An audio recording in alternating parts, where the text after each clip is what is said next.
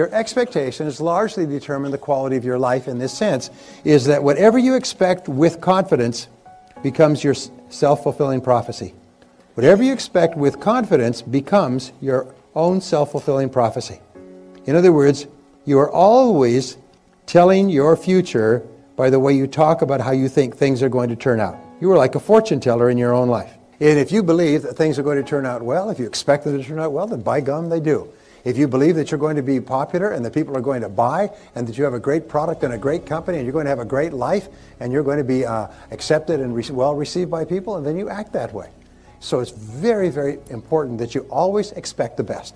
And this is the key. Expect the best. Expect the best.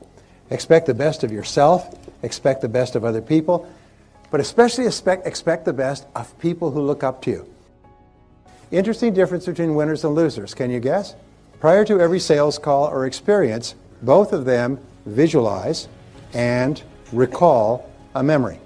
But winners recall their previous success experience and how happy they were about that. And non-winners recall their previous unhappy experience and how bad they felt and how depressed they felt and how unsuccessful and so on. So winners think of their past success experience and they set up a force field of energy that largely creates that experience. Sometimes when you walk into a room, if you are really up, people will turn their head. I mean, the vibrations will hit them. They'll turn their head. They'll notice that you've come into the room. So this is very much determined by the thoughts that you're thinking. We'll talk about this as we go along. So the law of attraction says you're constantly attracting into your life people, circumstances, ideas, resources in harmony with your dominant thoughts, but it is a neutral law. Nature is neutral in this sense. If you think negative thoughts and worried thoughts and anxious thoughts and angry thoughts, that's what you attract into your life. And so it's really important that you be aware of that. Sometimes just challenging one thought can transform your life. I'll give you a quick story. Once upon a time, there was a young guy, grew up in a family. His father was a Fortune 500 executive, extremely wealthy. This kid grew up, he had everything, he had servants, he had money, he had everything else. He grew up spoiled beyond belief. And his father was busy working and so on. But for one reason or another, he grew up and he was very spoiled. He was pushy, he was arrogant, he was rude toward the servants and toward other people.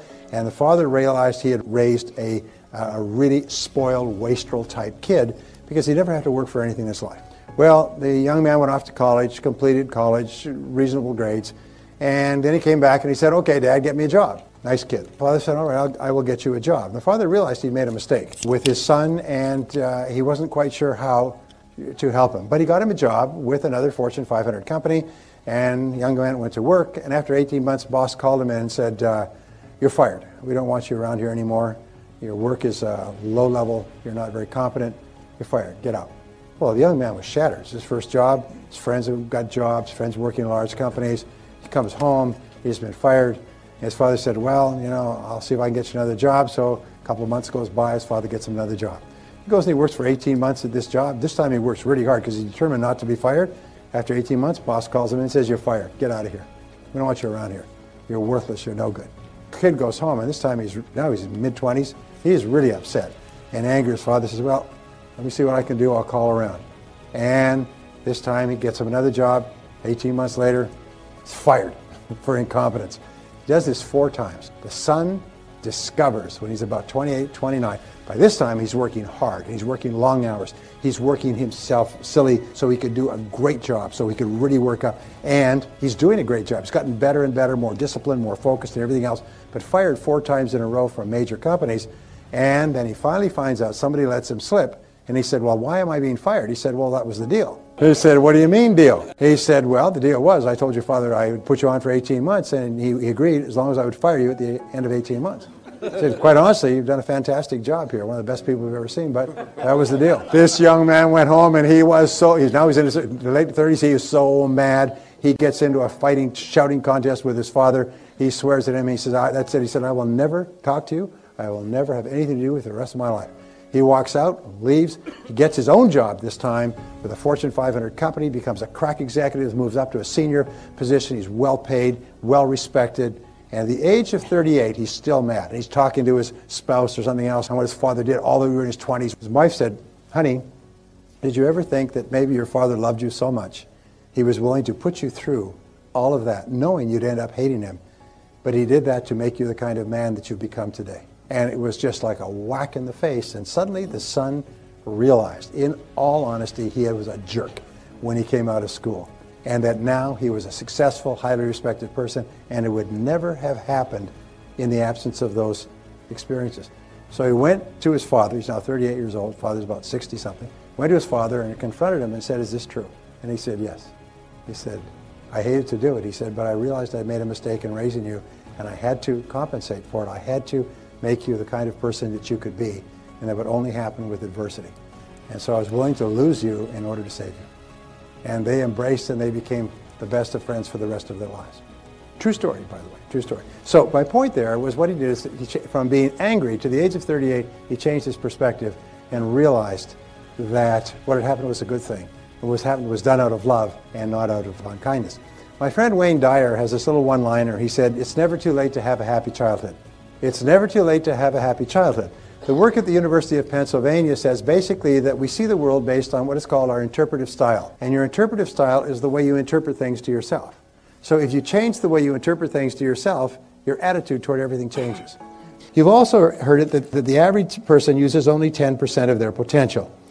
Well, this means that there's fully 90% of your potential left untapped. Some people only use a small part of their potential, but imagine that you could earn twice as much, 3 times as much, 5 times as much, just by using more of your potential. Well, according to the Stanford Brain Institute, that did some studies on this, the average person really only uses about 2% of their potential. They're saving up the rest for some good purpose that we don't know yet. But the average person functions on 2%. 2% gets you the entire quality of your life that you have today.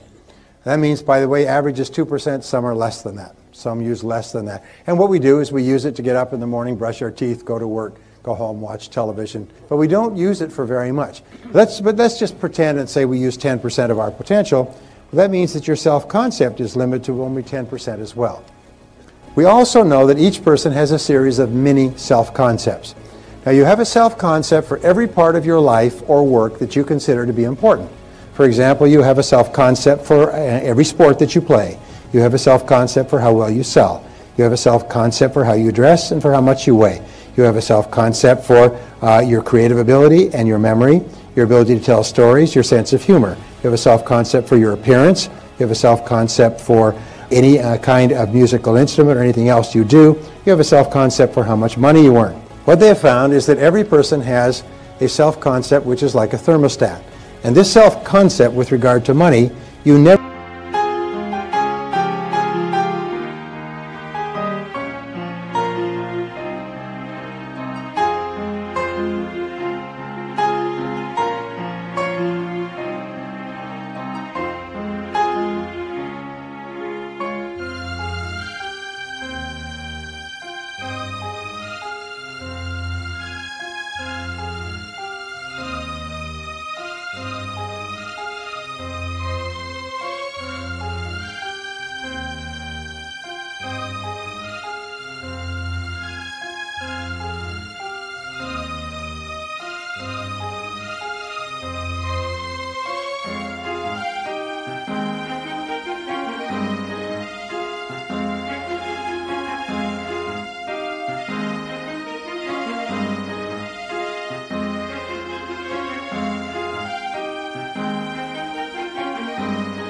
go more than 10% above or below your self-concept level of income.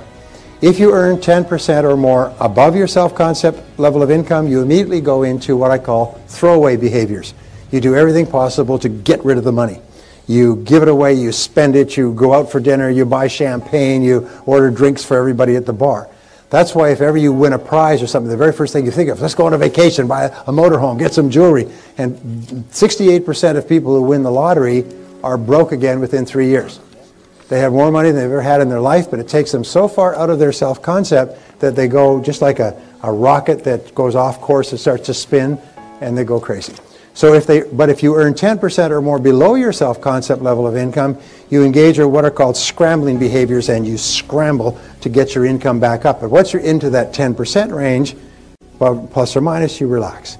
And this becomes your comfort zone. This becomes your comfort zone. And the great enemy of human success is the comfort zone. In this comfort zone, you're comfortable. Now, you may not be happy with the amount that you're earning, but you just become comfortable with that amount. The only way that you can increase your income is to change your self-concept in relationship to income. And what we know is that your overall self-concept is determined by your self-concept in all the areas of your life that you consider important. We also know this, is that your self-concept is made up of three parts. Again, this is basic behavioral psychology. Number one, it's made up of your self-ideal. Now, your self-ideal, like three wedges of a pie, consists of your values, it consists of your ideals, it consists of your goals, it consists of your hopes, it consists of your dreams, it consists of all those things that are inside you. And what we know is that there's a direct relationship between how clear you are about your goals and ideals and your self-ideal. What do we know about top people? Top people are clear about what they believe in, and they don't compromise their values.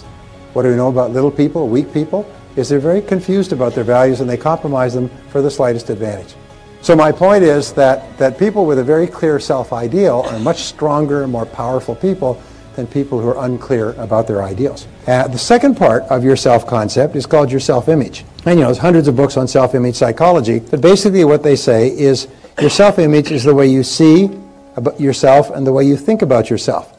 Your self-image is called your inner mirror. Whenever you go to do anything, you check this mirror like a stage performer checking the mirror before they go on the stage. Before you go in to see somebody in a sales call, you